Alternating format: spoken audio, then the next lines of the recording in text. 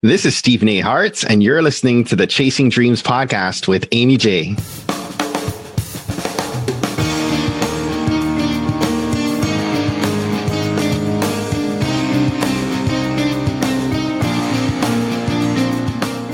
Welcome to Chasing Dreams podcast with Amy J.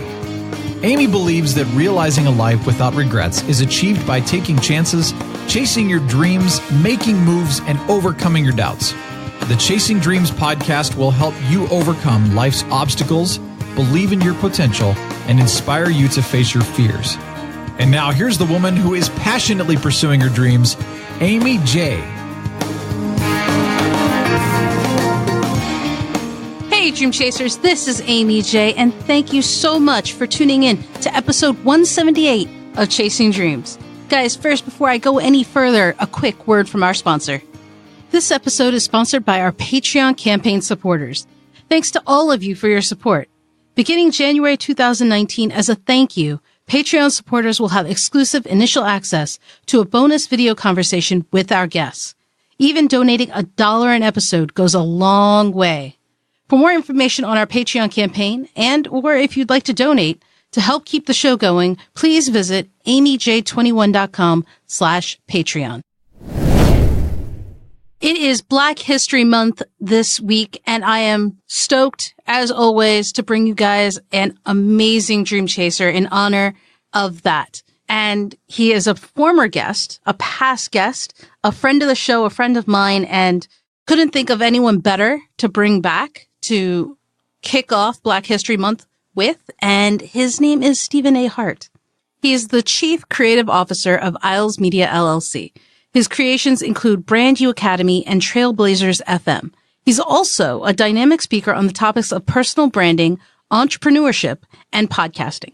His mission is to guide 10,000 people through creating an amazing personal brand over the next 5 years. If you guys don't remember, he was on the show back on episode 56 when we were still in double digits.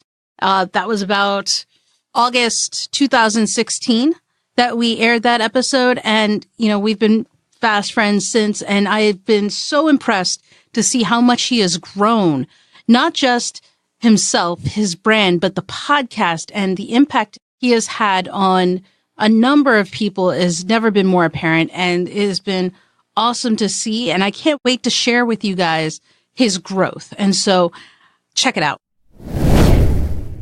Hey, Stephen, welcome back to the show. Thank you so much for having me back. So excited. Do you realize how long it's been? Too long. It's been 2 years. And I was starting to get nervous that Amy didn't want me back on the podcast. Hey, I was spreading the love and introducing my people to other podcasters and dreamers. Absolutely. And I thought, 2019, I thought it was time to see how everyone was doing. It's been a while. It's been a minute. And, we hear about people chasing their dreams. I'm wondering, are you guys still chasing? Still chasing, Amy. Still pushing, still reaching for that star, still rising above and going way beyond to keep blazing that trail. What's interesting about your story, and I know that these guys don't know just yet, is your dream has evolved. That's right. That's the right way. That's a good description, I think. But let's rewind it back for anybody who isn't familiar for whatever reason with your previous episode. You were on episode 56. So guys, that's we'll have a link to the old episode on the show notes page. You can find it there. And back then you were a wee little podcaster. Just little green behind the ear. Yeah, little green. What? It was about August 2016. So August 2016, I was 4 months into podcasting. Yeah, I think it was like 25 episodes or something you did. Yeah, it sounds about right. Yeah, something low, which isn't a bad thing. But I caught you just as you were kind of starting off on this dream chase, right? And you were talking about systems and processes and giving advice to the peoples about what works for you at the time. Things like Evernote, Asana, and, having these... Still a believer. And just tools that helped you in your journey to kind of get that way and kind of help people. And I guess the question is 2.5 years later, do you still feel that those were helpful? They absolutely were. Without a question, I still use Evernote on a day-to-day basis, still needing to have that level of organization, even more so now with other things that I've added to the plate. And tools like Asana are great complements to that. I think the two work well together. I'd love to see the integration in Asana to bring in an Evernote document. That'd be great. I need those systems in place to be able to function. As you know, I still work a 9 to 5. I still have the commitments to a traveling wife, full time. We both work full time jobs, and we have 2 young kids. We have an 8-year-old and a 4-year-old. So there is a full time job. There's a full time home life. There's the podcast, and then there's me being in Jamaica and adding 2 more jobs to that. Yeah. Well, okay. So back then you were just juggling 2 things, really, right? Family, podcast. Well, 3 things. A day job. You were juggling them, and, deservedly so. Everyone was getting the attention they needed, right? Your family's still thriving. Your beautiful family. They're awesome. I love them. And to this day, you're still giving them that attention, which is amazing to me. Not in a bad way, not in a I can't believe it kind of way, but you are busy. Yeah. But you make time for family, and I'm not going to say make time for yourself, because I'm not sure you do necessarily, but you do make time. I think I do. Do you make time for your mental health? I do. And there are definitely seasons, Amy, where May of last year, it's a great example of that. I had all these plans for a grand summer of programming, actually planned to launch my first entrepreneurship series last May. And I got to the beginning of May and I walked right into a wall that would not allow me to get past. Wow. I could not get anything out. And a couple of days went by, a week went by, and I actually voiced to my community that I was hitting a wall and I needed to take a break. And several of my listeners reached out and was like, hey, stop, take a break. A lot of podcasters do in the summer. And I paused. I had a whole series recorded that I essentially just iced at that point and published it into September, and did something out of the ordinary I'd never done before. And I experimented with a summer series that allowed past guests to come on and just record, and independent of an interview. And it gave me a break, and people really enjoyed it. I was going to ask. So now it's going to become our summer masterclass series. That is amazing. So this came out of me hitting a wall.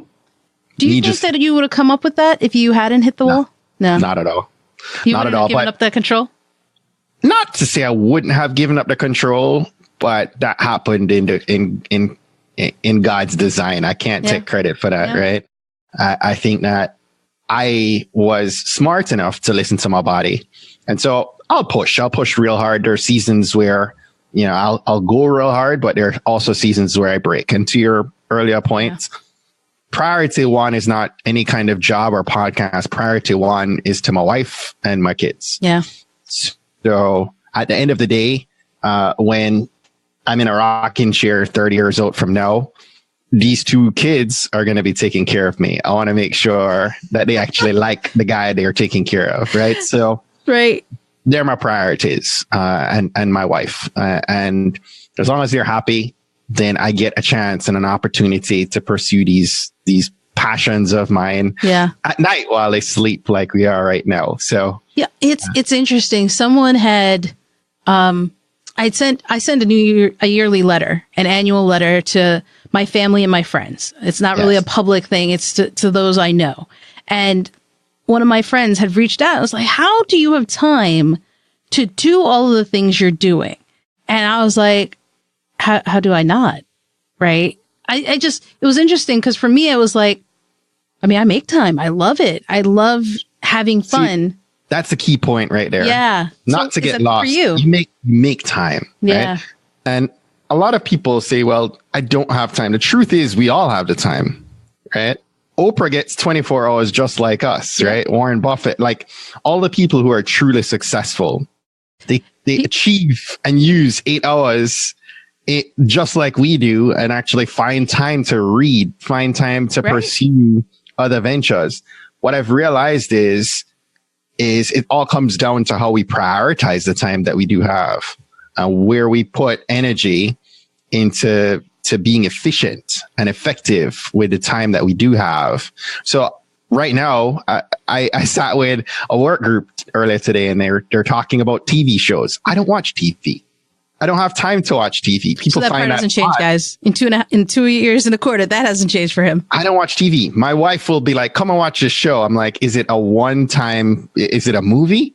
I'll watch a movie with you on occasion, but I'm not going to get tied into a show because I don't have time to come back to a TV show." Yeah, and then that makes sense. And so, like, you make time for what you enjoy. And I love the point you make earlier, because you're right. People are surprised when they find out Mark Wahlberg has restaurants. He's an actor. He's a really smart guy. But Mark wakes up at like 3 a.m. Mark has the same 24 hours that we do, though. Just like you said. Exactly. Beyonce, Jay-Z, they all work on the same clock. They all have the same thing, but they prioritize things differently or find a way. And it seems like you're doing the same thing now, because you've added another vertical for yourself. Yes. And you didn't get more hours. And before I talk about this, right, it actually brought to light the point that I'm living out and I'm carrying these different creations I'm giving birth to these different ideas really out of things that I want to see in the world, but also things that are working for me. So you're about to bring up a point on my next vertical. Yeah.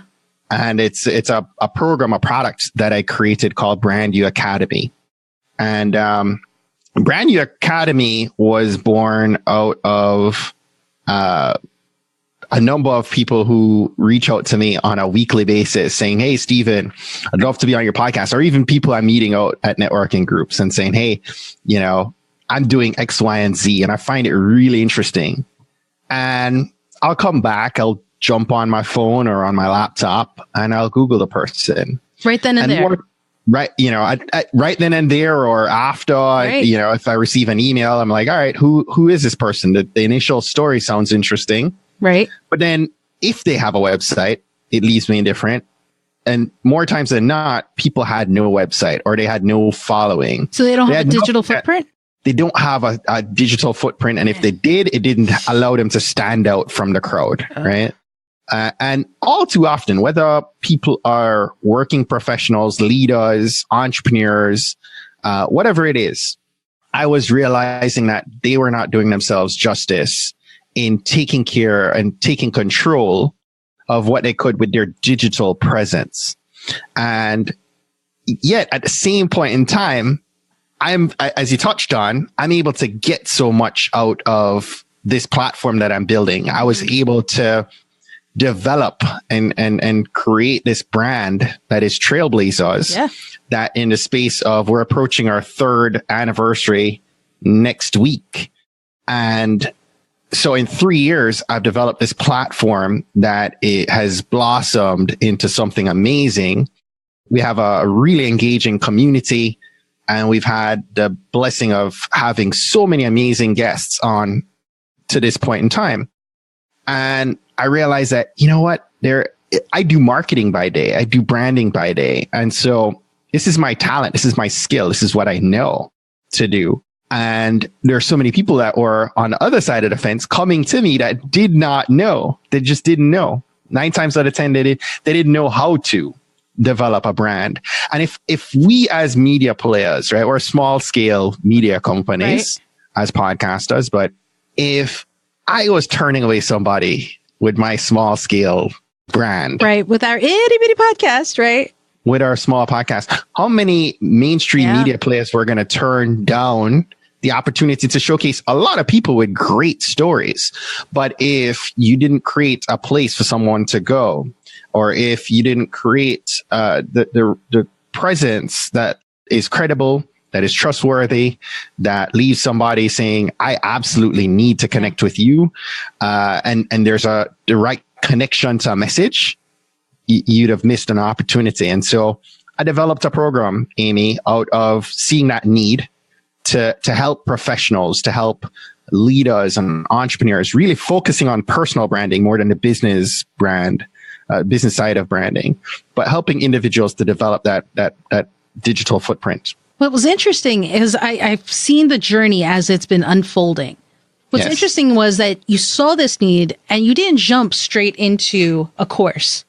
No. Right? No, I spoke to it quite a bit. You spoke to it quite a bit. But talk about the reception of talking about this topic. Because honestly, it's not really a topic people would think unless they are a business or something, right? But you had a reception that kind of stood out for this topic. So what Amy is referring to is 2 years ago, 2.5 years ago, I had the opportunity to speak at Podcast Movement, and stepped into the opportunity with a marketing brain to write the right kind of messaging, the right kind of copy. I wrote a title to that talk, which was Build, Market, and Grow Your Amazing Personal Brand While Still Working a Full-Time Job. And that title alone brought a full house. When he says right? Full house, there were people on the floor, guys. Before I started talking, and that was the third day of the show. Yeah. I had gone into very few rooms that had 60, 70% occupancy. Like, and yet before I got to the stage, and this is my first time speaking on stage, the room was full to capacity. People were sitting on the floor. People were standing in the back of the room. Yep. And people connected to the message. And that day, I realized that there was something there that people wanted, that there was a big need. There's a big void in the space, especially in the podcasting space, but as a whole, there are a lot of people that connected to, and that was just a message around the brand elements. That wasn't even going. That wasn't even everything, right? That wasn't even everything. But it brought to light that there's potentially an opportunity for me to do more. And the lesson, because there's a nugget of wisdom here in this, is that there are many times that many of you listening to this episode, there's an idea that you have that is resting on you right now that you need to give life to. But for one reason or the other, you've made excuses. You've made excuses that one day you're going to, but you have not yet done so. Right. And what is interesting is that it took me 2 years to get to August of 2018 to force myself through, because Amy shared with you, I have a full-time job, I have kids, I have a podcast that gets recorded at 8, 9, 10 o'clock at night. So when was I, with this brilliant idea for an online course, going to create the course? Where was that time going to come from? It's not that I lacked the desire. I just didn't know where that time was going to come from. And that time came from me just getting to a point of being fed up with not having a course. And literally for 3 weeks, sitting down on this very laptop I'm talking to you from right now and working until I fell asleep and waking back up at 2 and 3 in the morning on this desk or in a couch or wherever, and doing what Amy is worried that I don't do, which is take care of my body. But for a period of time, I just made a sacrifice to say, you know what, I'm all in and I'm going to see this thing through to fruition. And I created a course and I was able to launch in beta. And guess what, Amy? What's that? A great portion of the beta round, the very first module in that beta round, was almost all from that talk I delivered 2 years prior. 2 years prior. I love that. I love it. So here's the thing that's interesting about what you just said, right? Because I'm a big believer in God's timing and how things unfold, and how they unfolded for you was interesting because it was in phases almost, right? You had a thought, because you talked about this idea before you gave that first talk. Yeah. Right. And then you've talked about it here and there, ideas and thoughts, and you had been mapping it out. You probably have like Evernote upon Evernote about this, right? He does. Absolutely. Right. There you go. He does. It quite literally is notebooks to the notebooks. Right. About that. And you gave another talk. I gave another talk on this. In fact, it was actually a year and a half because you gave it 2017, 2018. 2017, 2018. Right. That's right. Well, 2018, you gave your second talk on branding. Yeah. And afterwards, I think it reinforced, and you can correct me if I'm wrong, you've reinforced the thing you knew, that this was a necessary thing for the people out there, that they needed it, right? Just from the feedback. Because again, it was a standing room only the second time around, guys. His second one was also standing room only. And I think it only reinforced, because it was about probably September, October, when you kind of went on the August, September, October, that you kind of doubled down on everything. And we were worried. We have a group and we check on each other and everything. And anybody heard of Steven? Is he okay today? I left podcast movement in July of this past year, and two things were clear. Mm-hmm. One was that I had to get my physical health in check. I was at my heaviest point in years, probably ever. And I needed to launch a course and do it. And start, and a mantra that I had coming into 2018 was execution over excuses. It was time to begin to execute and stop making the excuses.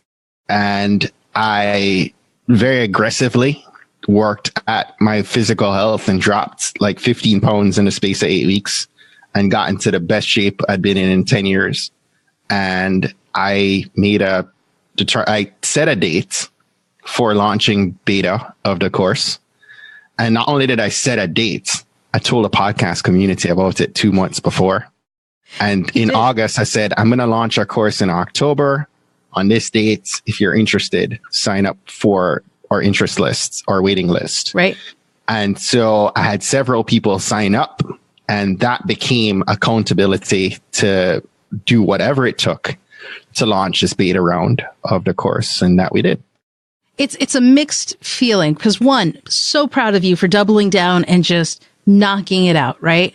And all we kept telling him was like, get some rest, just get some rest. You'll do better when you're rested, and knock it out the next day. And you were like, I need to get this done. I need to get this done. And you did crash afterwards, right? Oh, this whole Christmas break was pretty much done for 2 weeks. Yeah. So, I slept more than I slept like the whole year. So that's why I'm like mixed about it. Because you doubled down, you got it done, but you also allowed yourself time to recuperate. Absolutely. I think we sometimes have to do these sprints to knock it out, but we're afraid to put out that much of ourselves. But let me ask you this. When you were doing it, when you were working on this, did it feel like work?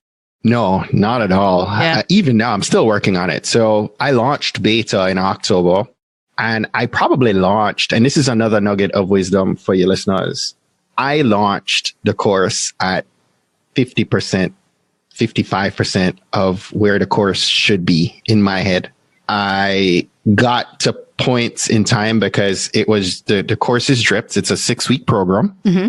And the thing I realize is that sometimes we hold on to it needing to be perfect, needing to be where we need it to be before we give it to the world.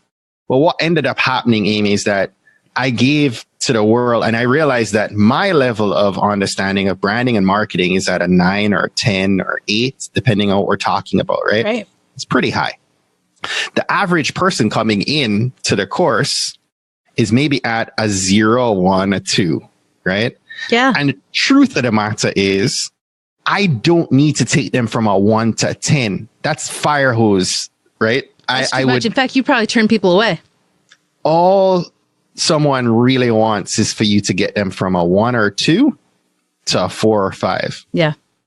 And to see that progression, right? Because truly, we're talking about branding. Whether we're talking about developing brand elements or developing a website or developing your engagement and growth, strategies, that's going to take time. Yeah. The course is 6 weeks, but the work beyond the course is going to take you some time. So I just need to help you to get a couple of paces along and begin to move, right? But to do that, I never needed to have a course that was at 100 in place, like with what I was thinking I wanted to deliver. And so it took me launching the course in its imperfect state to allow that beta round to provide me feedback, because we had, I believe, 20 people that ended up signing up for the beta round, which was amazing. I only really wanted 10 or 12 people. Right. And so we had, a good number of people that came in and were able to do the work. And so I was worried. that I'm bringing people in. It's not all the way done. Right. It's not perfect, but people got through the course. There are people who I don't know at all. Didn't know. There are several people I did know as part of my community. There's several people I never heard of before, and they came in and they gave me feedback and they appreciated their content. They found value in it. And so I encourage those listening, if you have an idea that you want to give birth to, don't wait till it's perfect. Launch your idea, give it to the world, allow yourself to get that feedback, and begin to work through the iterations to get it to where you envision it being in the long term. But also too, by getting that feedback, there are a lot of things that I realized I never needed to get it to a 10, or it needed to take, some redirection anyhow. And now I can kind of work towards that end. As someone who's done two different things outside of your wheelhouse, right? I mean, marketing, nothing to do with podcasts.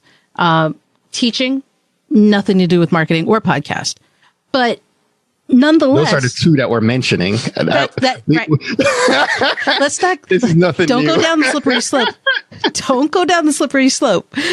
Keep it here. But what I mean is, right? You have these ideas, and you've executed them. But when you executed them to figure out how to get it done, did you know what you were doing in either case? How to make that work? Or absolutely not. How'd you get there? The grace of God. Oh my gosh. I think back to podcasting. I think it was one of the it's probably still at least with Brand U, it's in my wheelhouse. Right. And it's something it's along the line of something I know. With podcasting, I have and still have, I'm still at a level 2 or 3 when it comes to dealing with audio. You will share stuff sometimes, or another podcaster will talk to me about compression or leveling, and it goes right over my head. I'm still lost when it comes to managing and dealing with the editing audio. And so that's the first thing that I outsourced once I got to the point where I could afford it. Mm-hmm. And so there are many things that you will create or develop that it won't be to your strength, but it doesn't mean that you can't get past it and find the help, find a solution to get around your weakness. You're not going to be strong at all things. Doesn't mean that you don't move forward, right? To push through, to creating that idea, or you find help. There are enough people out there right now with platforms like Upwork or Fiverr or whatever it is to get off your plate what you're not strong at. Because what I also realize is you'll end up spending way more time. I would spend 6-7 hours on a Sunday trying to edit an hour-long episode. It was painful. And I'll hand it off to a podcast editor that will cut through that thing in an hour and a half. The other thing about that, right, is that's someone else's passion. That's someone else's passion. That so hand it off. The time exchange, right? What was I costing? I was costing myself so much more than what I'm paying somebody else to take that off my plate. Absolutely. And the other things, there are services to help you, right? Instead of starting from scratch and you putting together a course with a website that would drip things for you, you found a service.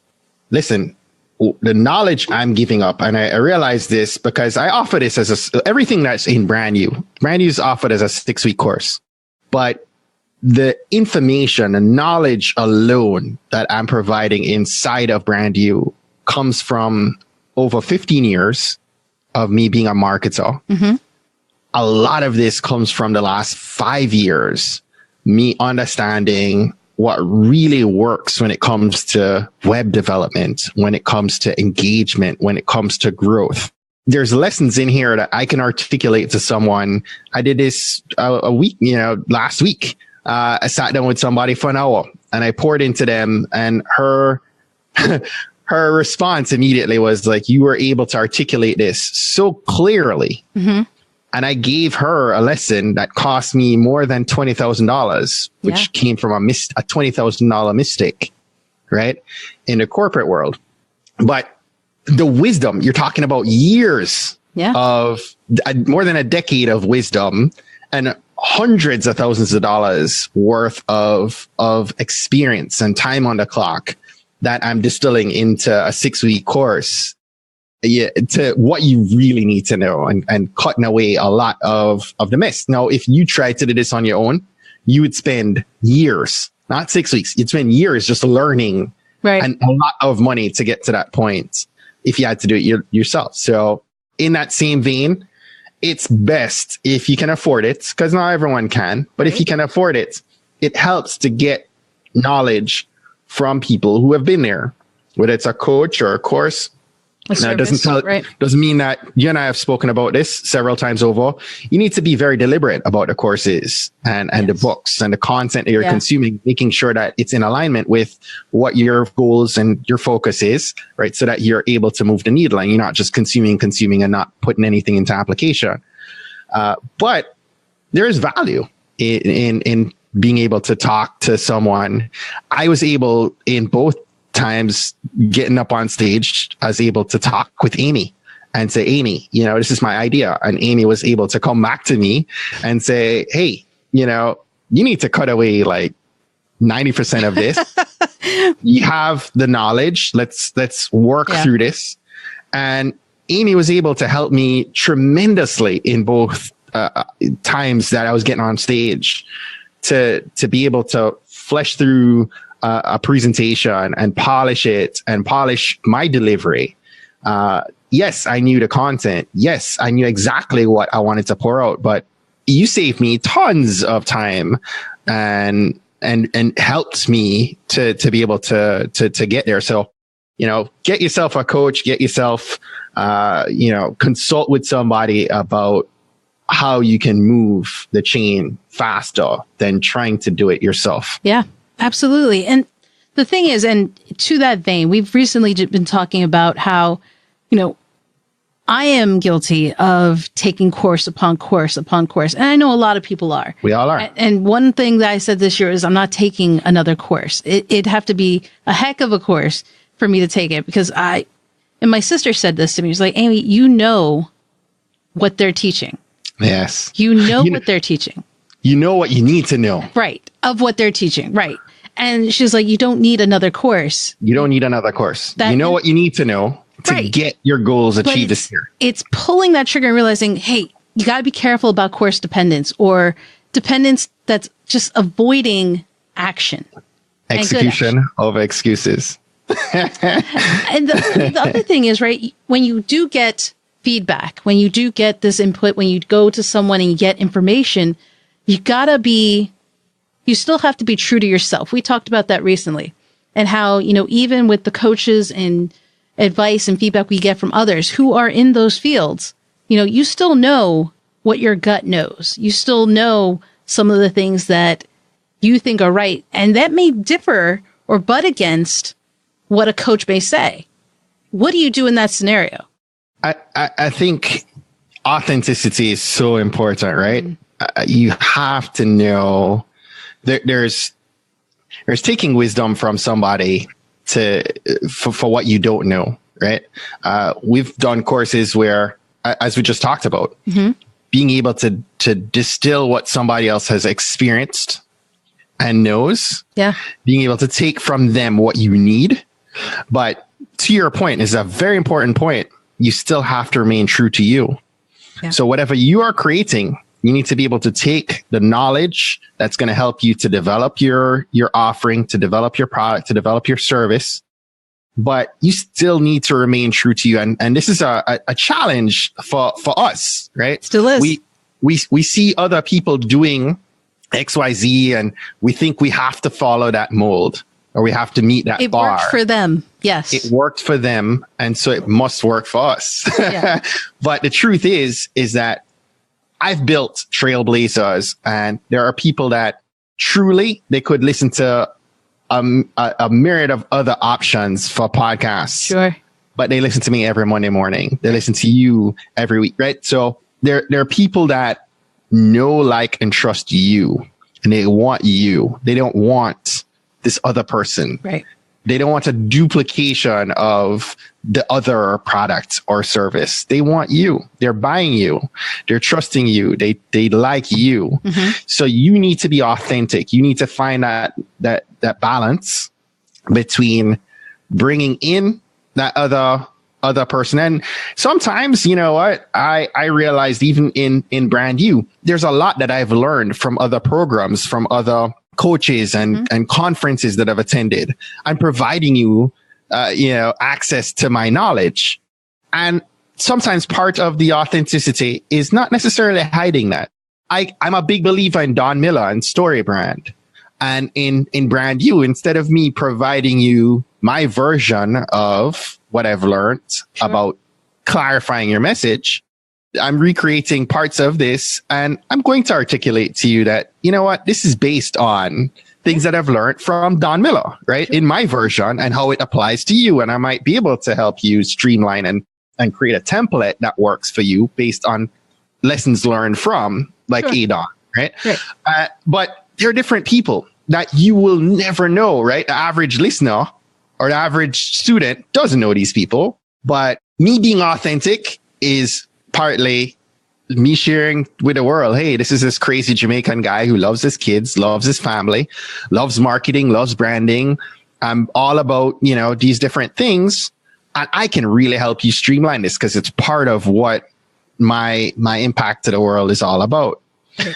But this looks like, these other people, right? Like, this is me putting together all these other people that you should go out and find out more about too, right?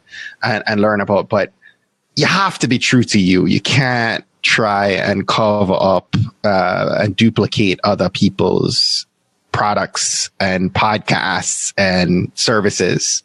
You have to be authentic in it. And it's difficult in the world that we're in with social media the way it is. Yeah. We all want to fit that box and be like the Joneses. And that's just not the way that you grow a platform and grow a brand. No, not at all. And it's not where you grow your own happiness. I mean, I think oftentimes we think we're going to be happy if we duplicate what someone else is doing because it's made them happy. Are you happy because of what they did or because they're happy? Like, I think sometimes we confuse ourselves with, I'm happy, I'm envious of the fact that they're happy, with I'm envious of why they're happy, And I think this is the reason that the number one thing that I have people do coming into the course is getting clarity on their vision. And that comes from a place of understanding at the end of the day. So starting with the end in mind, at the end of the day, we talked about the rocking chair when these kids are going to have to take care of me, 40 years out from now. When I'm sitting in that rocking chair, what would I have wanted to accomplish with my life? So I'm looking out and I'm able to say, well, by the time I am out here, I would have wanted X, Y, Z. Now I step back and I look at 10 years out from now, we're going to be at 2029. I will be approaching 52 years old. What needs to happen in the time from me turning 42 to me turning 52? The critical 10-year window. And I have a clear vision as to what needs to happen. And I call it my 10-year BHAGs, my big, hairy, audacious goals. And so now I know, okay, Stephen, this is a 10-year window. My 1-year goals now are no longer fluffy New Year resolutions. Right. They're looking at this 10-year BHAG saying, all right, we have this much to do to get out here to these big, lofty goals that you have set. Right. And so my tasks, my day-to-day is working towards that 10-year vision, right? And it helps to remove the noise and the distractions that come, right? I'm determined, I am disciplined, and I'm faithful, right? And it helps to remove the fear, because noise and fear is real. Whenever you're any creator, any entrepreneur out there, we go through those seasons too. It's not just the season of lazy or the season of and it crash doesn't and just burn. go away. Yeah. You have those seasons where you have this mental block on, well, does the world even want what I'm providing? You have to be clear. You have to start from a place of clarity on your mission, your vision, and your why. Understand why and lead with that why. So I encourage those listening that are puzzled by, what that, why questions of why, right? To sit down and give thought to what does that vision look like? Where do you see yourself 30 years old from now, and begin to reverse engineer a path to what this next year, this next 10 years brings. And believe me, everything I've shared, all these successes and why I'm chasing my dream and I've accomplished so much success in the last 3 years is because I did this exercise back in 2016. I have a 2026 BHAG that I'm working toward. And believe me, there are seasons of me crashing and burning, but there are seasons of me accomplishing more than I've ever accomplished in the last 2 years because of that. And it's probably in his Evernote. It is in my Evernote. Well, Stephen, it has been awesome to catch up with you and see how far you've come in the past 2.25 years. But what would you say we can expect from you in the next few years? In my big mission right now is over the next 5 years, I hope to help 10,000 people to develop their amazing brand and an impressive digital footprint. And so that's my big mission right now. And I'm excited about it. See where that takes us. Yeah, guys, and you can find all the notes to help you with that and links in the show notes page. I'll give you the link later. But Stephen, before I let you go, what is one action, just like before, what is one action you would recommend people take today to chase their dreams? I'll come back to it. I just said it a minute ago. It's probably the most important thing you can do is to take time, grab a pen and a pad or open your Evernote doc and write out what you hope to accomplish 30 years from now, and reverse engineer your way to your 10-year goals and your 1-year goals and begin to work through that. That's awesome. Guys, take that to heart. Okay. Take it to heart. And use your Evernote. I use Evernote. I just keep making fun of them. Still waiting on that sponsorship. Stephen, thank you again for coming onto the show and just revisiting with us. It's been a blast. Amy, thank you so much for being the friend that you are, an amazing person you are. Much love. Guys, that was my friend Stephen Hart, an amazing dream chaser, respectable role model, someone you guys should be looking up to. I hope that you were just as inspired by his story as I was. So much fun talking to him. And as always, guys, you can learn more about Stephen and what he is doing over on the show notes page at amyj21.com/episode 178. That's episode 178. Till next time, Dream Chasers, keep chasing. Thank you so much for listening to Chasing Dreams. Amy would love to connect with you and hear all about your pursuit of chasing your dreams. Connect with her on Facebook, Twitter, or Instagram via @ChasingDreamsHQ. Or you can find Amy on Twitter @AmyJ21. That's AIMEEJ21. Be sure to visit headquarters over at ChasingDreamsHQ.com for more inspiration, motivation, and resources to help with your own dream chase. We hope you'll join Amy next week, and until then, keep chasing.